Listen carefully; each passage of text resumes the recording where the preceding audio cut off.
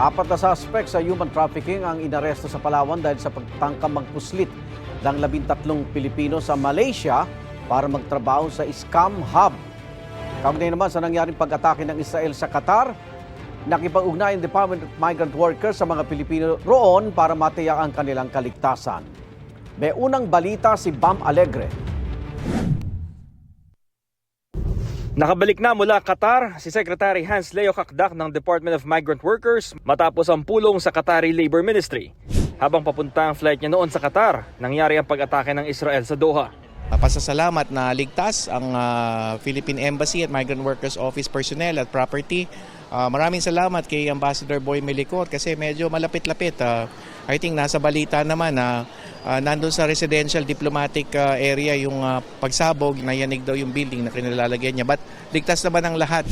Nakipag-usap din si Secretary Kakdak sa Filipino community para tiyakin na may mga safety protocol para sa 230,000 OFW na naghahanap buhay roon. Sa bilateral labor talks sa pamahalaan ng Qatar, kabilang sa mga reformang pinag-usapan ang pagtaas ng minimum wage ng mga Pilipino sa $500 mula sa $400. Pati ang pinaigting ng mga polisiya para sa pangangalaga sa mga OFW roon. Masaya namang ibinalita ni Kakdak na may napigilang human trafficking ang DMW sa pakikipagtulungan ng PNP at PAOK sa Rizal, Palawan. Naaresto ang 4 na individual na magdadala sana sa 13 Pilipino sa Malaysia para magtrabaho sa isang scam hub.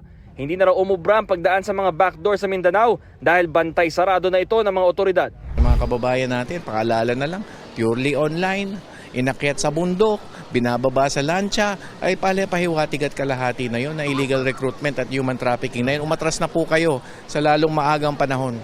Ito ang unang balita, Bam Alegre para sa GMA Integrated News. Igan, mauna ka sa mga balita, mag-subscribe na sa GMA Integrated News sa YouTube para sa iba't ibang ulat sa ating bansa.